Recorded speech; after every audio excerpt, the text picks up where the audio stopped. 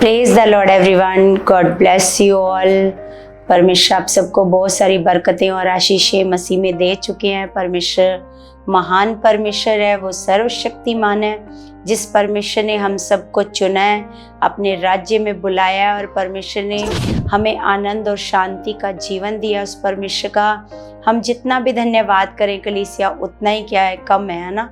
तो सच में कलीसिया आज हम देखते हैं जैसे प्रभु यीशु मसीह ने ऐसे, जब प्रभु यीशु मसीह के पास एक स्त्री जिसकी बेटी में ऐसे दुष्ट आत्मा थी, लेकिन वो अन्य जाति से थी, जब वो प्रभु के पास आकर कहती है कि प्रभु ऐसे मेरी बेटी में दुष्ट आत्मा है तो तू निकाल दे, लेकिन प्रभु ने उसको जवाब दिया था कि मैं लड़कों की रोटी कुत्तों को नहीं देता।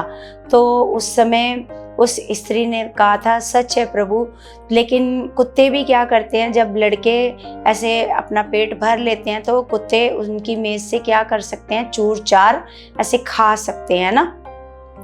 तो इसका मतलब ये था कि जो हमारा परमेश्वर है, परमेश्वर की बरकतें, परमेश्वर की आशीषें, परमेश्वर की चंगाई, वो केवल यहूदी जातियों के लिए थी जो परमेश्वर पर भरोसा करते थे। अन्य जातियों के लिए ये परमेश्वर की आशीषें नहीं थी।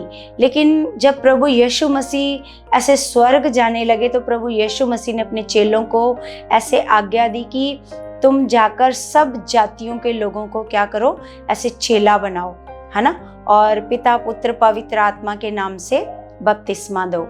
तो हम देखते हैं कलीसिया कि उसके बाद जो यीशु मसीह के चेलों ने ऐसे मतलब अन्य जातियों में भी ऐसे अन्य जाति लोगों ने जब परमेश्वर पर भरोसा किया तो कैसे अन्य जाति लोगों के ऊपर भी कैसे परमेश्वर का आत्मा काम करने लगा, उनके घराने बपतिस्मा लेने लगे, प्रभु यीशु मसीह पर ऐसे विश्वास करने लगे, है ना।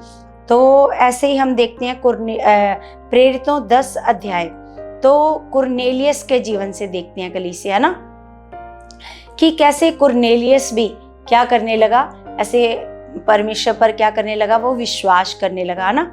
और हम देखते हैं कुरनेलियस के जीवन से 10 अध्याय। तो यहाँ पर लिखा है, कैसरिया में कुरनेलियस नाम का एक मनुष्य था जो इतालियानी नामक पलटन का सूबेदार था।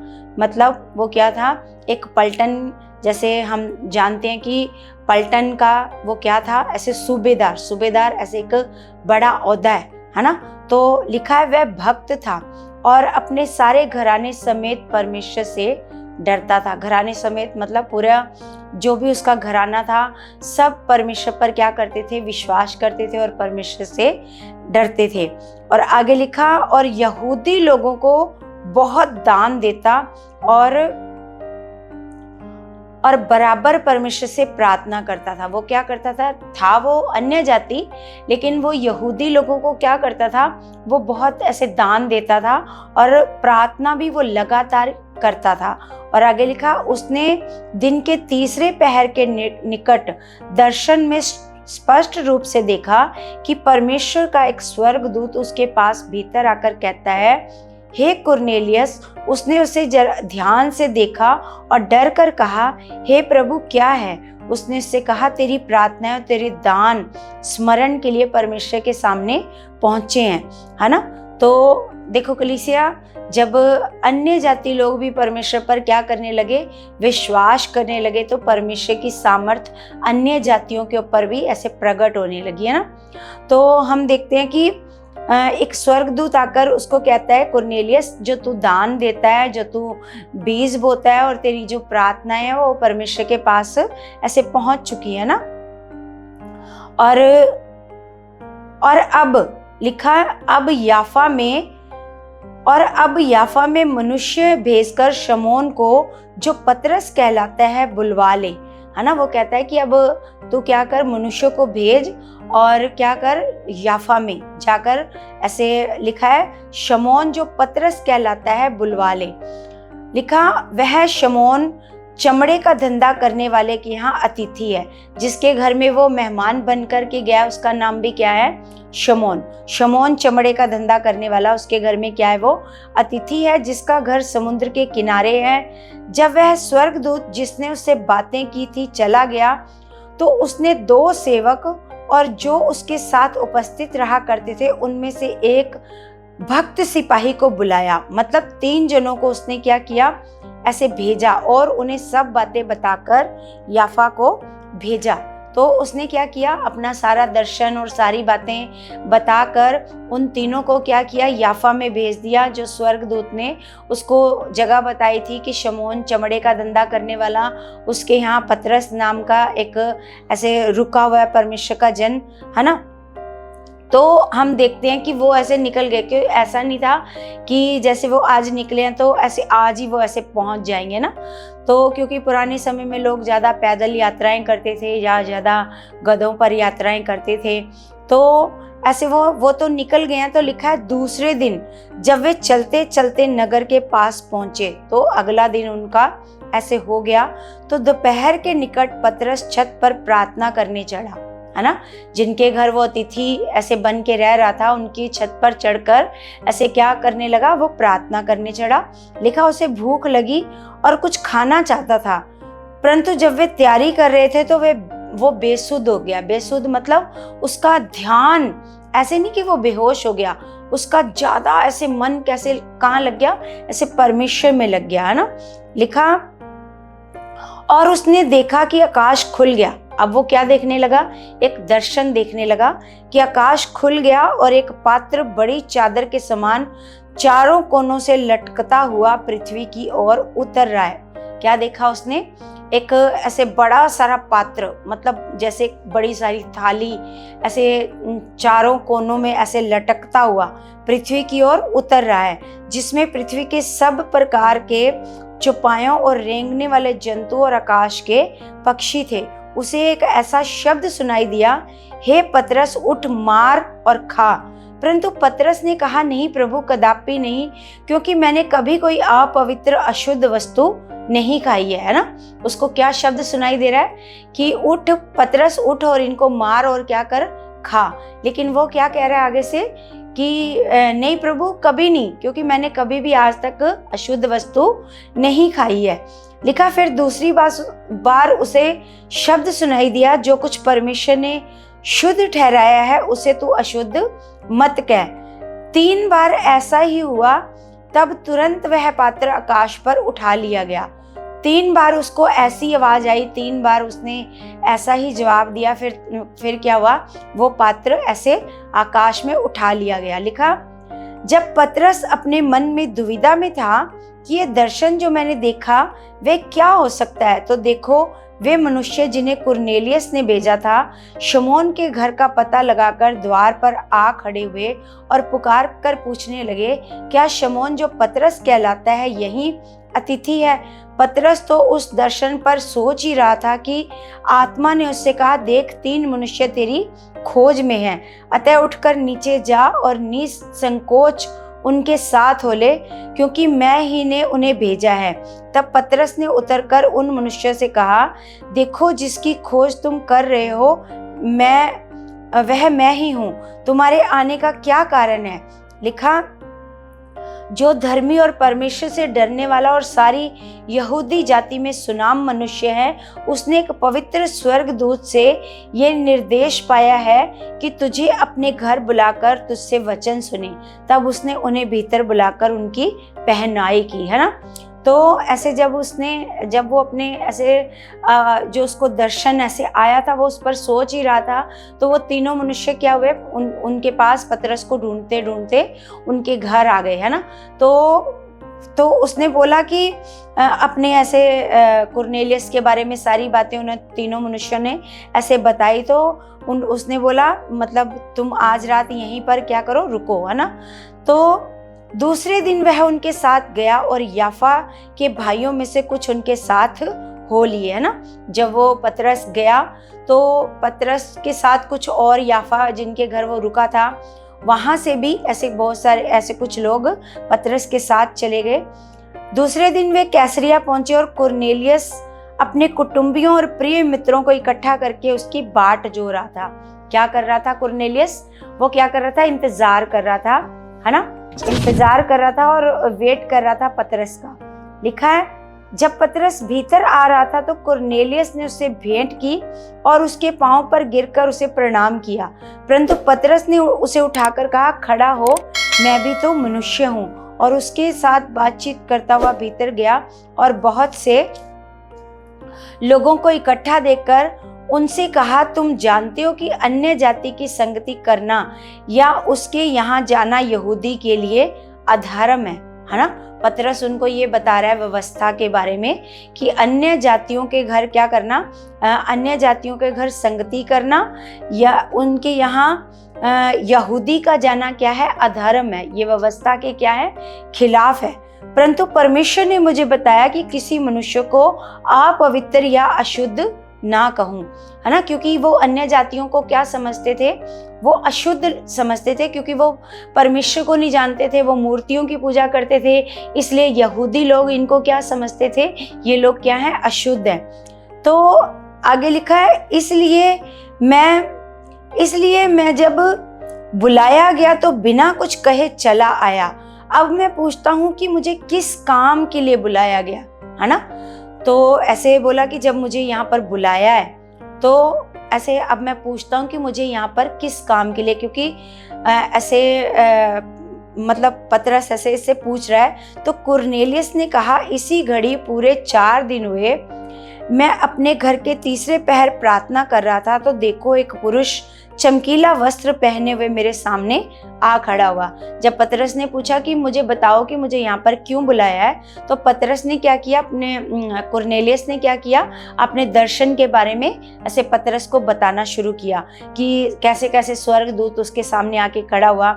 और आगे लिखा, और कहने लगा, हे कुरनेलियस, तेरी प्रार्थना सुन ली गई है और तेरे दान परमेश्वर के सामने स्मरण किए गए हैं। इसलिए किसी को याफा भेजकर शमौन को, जो पतरस कहलाता है, बुला। वह समुद्र के किनारे शमौन चमड़े का धंधा करने वाले के घर में अतिथि है। तब मैंने तुरंत तेरे पास लोग भेजे और तूने भला किया जो आ गया। अब हम सब यहाँ पर परमेश्वर के सामने हैं, ताकि जो कुछ परमेश्वर ने तुझसे कहा है उसे सुने। तो वो क्या कह रहा है कि अब हम सब तेरे सामने हैं, अब जो परमेश्वर ने तेरे को बताया है हम उसको क्या करना चाहते हैं, हम उसको सुनना चाहते हैं, है ना। तब पतरस ने कहा, अब मुझे निश्चय हुआ कि परमेश्वर किसी का पक्षपात नहीं करता। पतरस उनको कह रहा है, अब उसको दर्शन की बात ऐसे समझ में आ रही है। तो अब वो कह रहा है कि अब मुझे ऐसे क्या हुआ है, मुझे पक्का पता चल गया कि परमेश्वर किसी का भी पक्षपात नहीं करता, चाहे वो यहूदी है चाहे वो अन्य जाति है। परमेश्वर अब किसी का भी पक्षपात नहीं करता। लिखा, वरन हर जाति में जो उससे डरता और धर्म के काम करता है वह उसे भाता है। जो वचन उसने इजराइलियों के पास भेजा, जब उसने यीशु मसीह के द्वारा, जो सबका प्रभु है, शांति का सुसमाचार सुनाया, वह वचन तुम जानते हो, जो यूहन्ना के बपतिस्मा के प्रचार के बाद गलील से आरंभ होकर सारे यहूदिया में फैल गया। परमेश्वर ने किस रीति से यीशु नासरी को पवित्र आत्मा और सामर्थ से अभिषेक किया। क्या किया कि अब ये पतरस क्या बता रहा है, अब प्रभु यीशु मसीह के बारे में क्या कर रहा है, वो प्रचार कर रहा है। वो कह रहा है किस रीति से परमेश्वर ने क्या किया, परमेश्वर ने किस रीति से यीशु मसीह का कैसे पवित्र आत्मा की सामर्थ से क्या किया, ऐसे अभिषेक किया है। पवित्र आत्मा से अभिषेक करने का मतलब है कैसे यीशु मसीह को पवित्र आत्मा के द्वारा क्या किया है, ऐसे नियुक्त किया है। लिखा, वह भलाई करता और सबको जो शैतान के सताए हुए थे अच्छा करता फिरा, क्योंकि परमेश्वर उसके साथ था। हम उन सब कामों के गवाह हैं। क्योंकि पतरस अब क्या बता रहा है, क्योंकि जो जो पतरस ने यीशु मसीह के साथ रहकर देखा, अब वो बता रहा है कि हम सब इन कामों के क्या हैं, गवाह हैं। दुष्ट आत्मा के सताए हुए कैसे छुड़ाए गए, बीमारियों से लोग कैसे चंगे हुए, है ना। जो उसने यहूदिया के देश और यरूशलेम में भी किए, और उन्होंने उसे काठ पर लटकाया और मार डाला।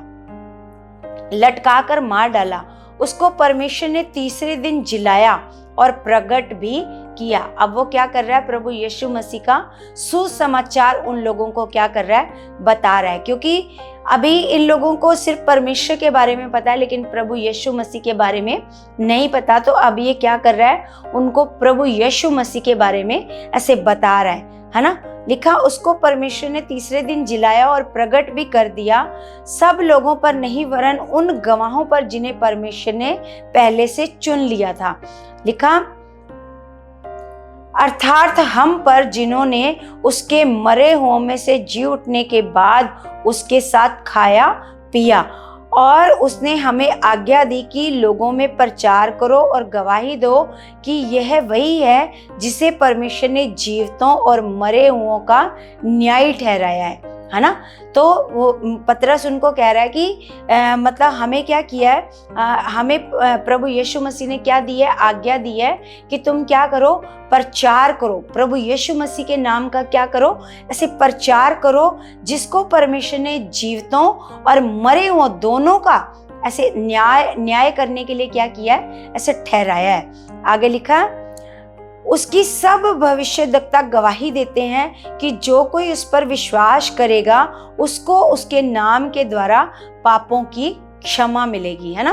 तो वो अब ये बता रहा है कि क्या मिलेगी, जो कोई यीशु मसीह पर क्या करेगा, विश्वास करेगा, उन सब लोगों को जो यीशु मसीह के नाम पर विश्वास करेंगे, उन सब लोगों को उनके पापों की क्या मिल जाएगी, ऐसे क्षमा मिल जाएगी। और पतरस ये बातें कह ही रहा था कि पवित्र आत्मा वचन के सब सुनने वालों पर उतर आया। जैसे हम देखते हैं कि किस प्रकार पहली बार पवित्र आत्मा चेलों के ऊपर उतरा, तो ये प्रतिज्ञा थी, है ना। ये प्रतिज्ञा परमेश्वर की थी कि जो जो यीशु मसीह के नाम पर क्या करेंगे, विश्वास करेंगे। तो ये जो लोग कुरनेलियस के घर में इकट्ठे हुए थे, तो ये सारे लोग यहूदी नहीं थे, ये सारे लोग कौन थे, ये अन्य जाति लोग थे। जब इन्होंने मतलब पतरस की बातों पर विश्वास किया अच्छे मन से, ये जब वचन को सुन रहे थे, तो सुनते सुनते जब इन्होंने इतना मन लगा लिया, तो इनके ऊपर क्या उतर आया, क्योंकि अब इन्होंने यीशु के नाम पर क्या कर लिया, ऐसे विश्वास कर लिया। जब यीशु के नाम पर इन्होंने विश्वास कर लिया, तो इन पर क्या उतर आया, पवित्र आत्मा। तो लिखा है, और जितने खतना किए हुए विश्वासी पतरस के साथ आए थे, वे सब चकित हुए कि अन्य जातियों पर भी पवित्र आत्मा का दान उंडेला गया है। क्योंकि जो पतरस के साथ आए थे वो लोग अन्य जाति नहीं थे, वो सारे क्या थे, वो यहूदी थे और व्यवस्था में चलते थे, और उन्होंने खतना किया हुआ था। तो उन्होंने जब देखा कि इनका तो खतना भी नहीं हुआ, ये लोग तो अन्य जाति हैं, तो इनके ऊपर भी पवित्र आत्मा का दान क्या किया गया है, उंडेला गया। तो वो इस बात को देखकर क्या हुए, बहुत ऐसे हैरान हुए, है ना। तो क्योंकि उन्होंने उन्हें भांति भांति की भाषा बोलते और परमेश्वर की बड़ाई करते सुना। जिस प्रकार पहली बार चेलों ने अन्य भाषा ऐसे प्रकट करी, अपने मुंह से ऐसे अन्य भाषा बोलनी शुरू करी, तो सेम जब इन लोगों के ऊपर भी ऐसे पवित्र आत्मा उतरा, तो ये सेम उन्हीं चेलों की तरह क्या करने लगे, अन्य अन्य भाषा बोलने लगे। लिखा है, भांति भांति की क्या करने लगे, भाषा को बोलने लगे, और क्या करने लगे, परमेश्वर की बड़ाई करने लगे, परमेश्वर की महिमा करने लगे, परमेश्वर का धन्यवाद करने लगे अपने मुंह से, ना। लिखा, इस पर पतरस ने कहा, क्या कोई जल की रोक कर सकता है कि ये बपतिस्मा ना पाए, है ना। तो आगे लिखा, जिन्होंने हमारे समान पवित्र आत्मा पाया है और उसने आज्ञा दी कि उन्हें यीशु मसीह के नाम से बपतिस्मा दिया जाए, तब उन्होंने उससे विनती की कि वह कुछ दिन और उनके साथ ऐसे रहे। तो सच में जैसे ही उन्होंने पवित्र आत्मा से बपतिस्मा लिया, तो उसके बाद उन्होंने फिर कौन सा बपतिस्मा लिया, जो पानी का बपतिस्मा है ना। तो सच में हम देखते हैं कि किस प्रकार जैसे हम भी कलीसिया, जैसे हमें परमेश्वर ने चुना है, तो हम भी कोई यहूदी जाति में से नहीं है, हम भी कौन है, हम भी अन्य जातियों में से चुने गए हैं। तो सच में ये परमेश्वर की दया हुई ये स्टार्ट हुआ अन्य जातियों पर पवित्र आत्मा का उतरना। तो इन्होंने जब ये पहली बार देखा था, तो आज तो कलीसिया जितने अन्य जाति लोग परमेश्वर पर भरोसा करते हैं, तो आज परमेश्वर कोई पक्षपात नहीं करता, चाहे वो अन्य जाति है चाहे वो यहूदी है। जो परमेश्वर से डरता है, परमेश्वर का भय मानता है, परमेश्वर की आज्ञा में चलता है, तो परमेश्वर अपनी पवित्र आत्मा का दान उस पर उंडेलता है। क्योंकि जब पहली बार चेलों के ऊपर पवित्र आत्मा उतरा था, तो उन्होंने ऐसे योएल भविष्यद्वक्ता की भविष्यवाणी को ऐसे बोला था कि योएल भविष्यद्वक्ता ने क्या करी है, भविष्यवाणी करी है कि अंत के दिनों में ऐसा होगा कि परमेश्वर अपना आत्मा सब मनुष्य पर उंडेलेगा। सब मनुष्य मतलब जैसे हम लोग हैं, अन्य जाति, हम लोग यहूदी जाति में से नहीं आए हैं कलीसिया। तो ये भविष्यवाणी पूरी होती है कि अंत के दिनों में परमेश्वर ऐसा करेगा कि अपना पवित्र आत्मा सब मनुष्य पर उंडेलेगा और परमेश्वर के बेटे बेटियां क्या करेंगे, भविष्यवाणियां करेंगे और जवान दर्शन देखेंगे, पूर्णीय स्वप्न देखेंगे। तो ऐसे परमेश्वर, ऐसे भविष्यवाणी वो क्या होती है, अब ऐसे वो भविष्यवाणी अब पूरी होती है। क्योंकि जो परमेश्वर में जितना मन लगाता है, जितना परमेश्वर में चलता है, उतना परमेश्वर का आत्मा उसको इस्तेमाल करता है, उतना परमेश्वर उसके अंदर कार्य करता है, उतना परमेश्वर का आत्मा उसको चेंज करता है, बदल देता है और बड़े बड़े सामर्थ के काम उसके द्वारा करने लगता है। क्योंकि भविष्यवाणियाँ होती हैं, क्योंकि ये भविष्यवाणी हुई थी हम सबके लिए, है ना। ये परमेश्वर की इच्छा थी कि परमेश्वर का आत्मा अन्य जातियों पर भी उंडेला जाए।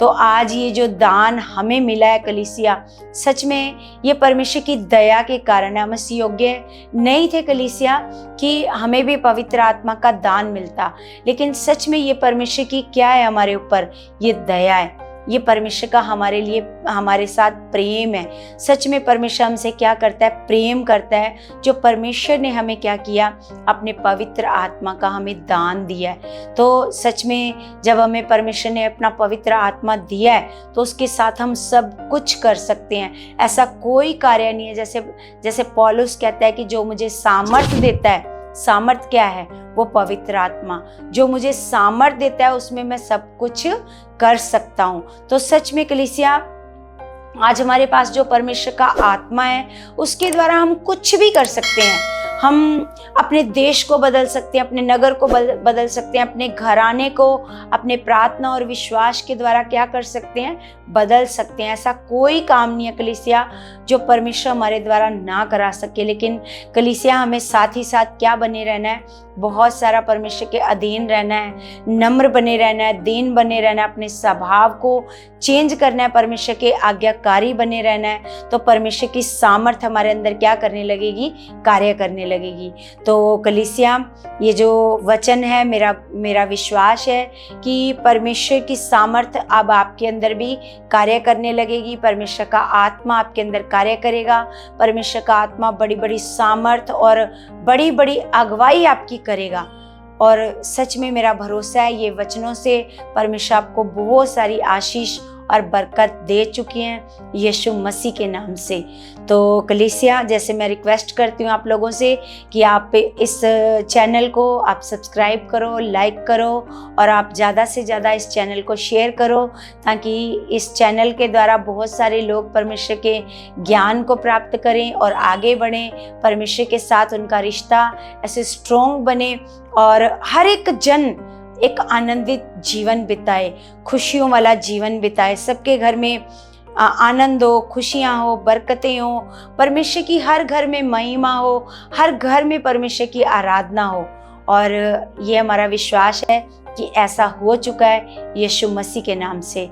तो कलीसिया, हम सब अपने हाथों को उठाते हैं और अपने स्वर्गीय पिता से प्रार्थना करते हैं। स्वर्गीय पिता, हम आपका धन्यवाद करते हैं परमेश्वर, मेरे महान खुदा, आप जिंदा और जलाली परमेश्वर हो पिता। मेरे महान परमेश्वर जी, हम आपका धन्यवाद करते हैं पिता परमेश्वर।